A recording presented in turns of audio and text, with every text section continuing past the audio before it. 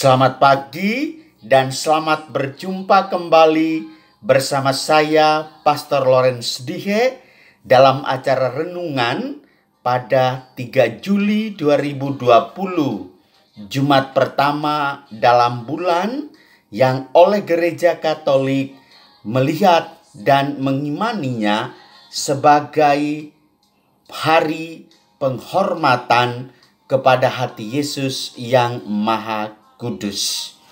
Mari kita mengawali renungan kita hari ini dengan membuat tanda kemenangan.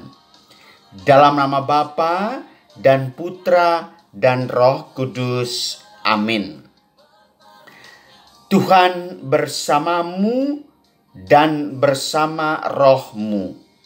Inilah Injil Yesus Kristus menurut Yohanes.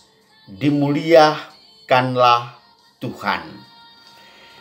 Pada hari Minggu Paskah ketika Yesus menampakkan diri kepada murid-muridnya, Thomas, seorang dari ke-12 murid yang juga disebut Didimus, tidak ada bersama-sama mereka. Maka kata murid-murid yang lain itu kepadanya, "Kami telah melihat Tuhan." Tetapi Thomas berkata kepada mereka, "Sebelum aku melihat bekas paku pada tangannya, dan sebelum aku mencucukkan jariku ke dalam bekas paku itu, dan mencucukkan tanganku ke dalam lambungnya, aku sama sekali tidak akan percaya." 8 hari kemudian, murid-murid Yesus berada kembali di dalam rumah itu, dan Thomas bersama-sama dengan mereka. Sementara pintu-pintu terkunci, Yesus datang. Ia berdiri di tengah-tengah mereka dan berkata, "Damai sejahtera bagimu." Kemudian ia berkata kepada Thomas, "Taruhlah jarimu di sini dan lihatlah tanganku. Ulurkanlah tanganmu dan cucukkan ke dalam lambungku, dan jangan engkau tidak percaya lagi, melainkan percayalah." Thomas menjawab kepadanya, "Ya Tuhanku dan Allahku." Kata Yesus kepadanya, "Karena telah melihat aku, maka engkau percaya. Berbahagialah mereka yang tidak melihat, namun percaya." Demikianlah Injil Tuhan. Terpujilah Kristus.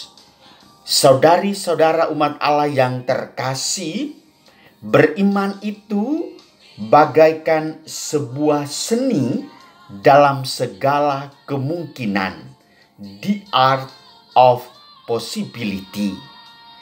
Rasul Thomas menunjukkan bagaimana dia yang adalah seorang memiliki karakter sebagai pribadi yang jujur, terbuka, terus terang, polos, dan tidak malu-malu untuk menyatakan ketidaktahuannya. Padahal bagi Allah segala kemungkinan itu bisa terjadi. Dialog Thomas dengan Tuhan Yesus 8 hari setelah penampakan pertama, Yesus hadir lagi dalam keadaan pintu terkunci. Lalu Yesus mengatakan, "Damai sejahtera bagimu." Thomas yang sebelumnya tidak percaya akan kesaksian rekan-rekannya bahwa mereka telah melihat Tuhan Yesus sudah bangkit itu ada di dalamnya. Yesus berkata kepadanya, "Saudara Thomas, taruhlah jarimu di sini dan lihatlah tanganku. Ulurkanlah tanganmu dan cucukkan ke dalam lambungku.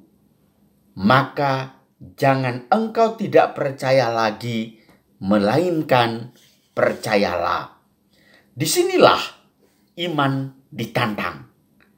Rasul Thomas kemudian berkata kepadanya, "Ya Tuhanku dan Allahku." Kata Yesus kepadanya, "Karena telah melihat aku, maka engkau percaya. Dan di akhir dari kalimat dialog, Yesus menegur secara halus luar biasa. Dia mengatakan, berbahagialah mereka yang tidak melihat namun percaya.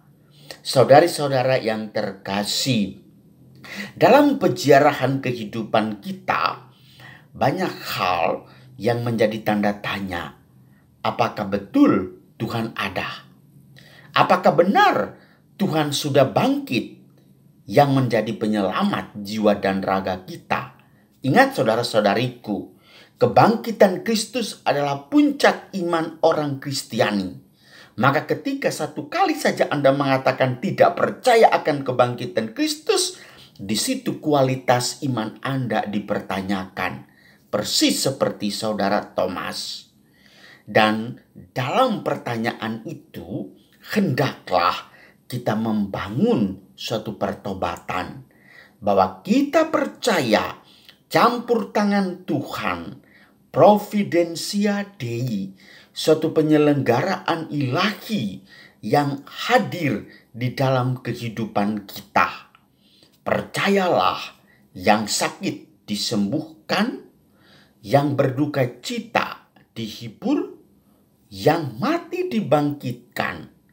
Dan itu tidak usah menuntut suatu pola pandangan fisik antara mata ketemu mata, antara fisik ketemu fisik.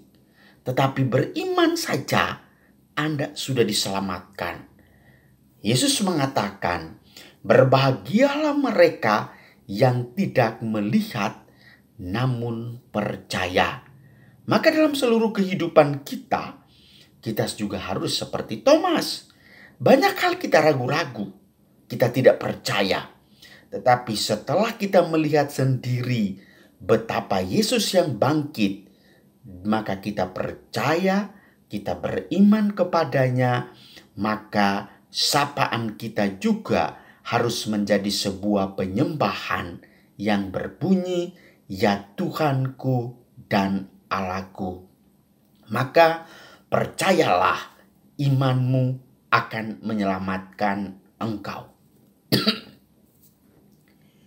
Allah Bapa yang Maha Kuasa, bukalah pikiran dan hati kami, agar ketidakpercayaan kami diubah menjadi bentuk kepercayaan yang total akan kuasa-Mu, akan cinta-Mu yang menyelamatkan kami, yang menyembuhkan jiwa dan raga kami, sehingga kami berani mengatakan, ya Tuhanku dan Allahku.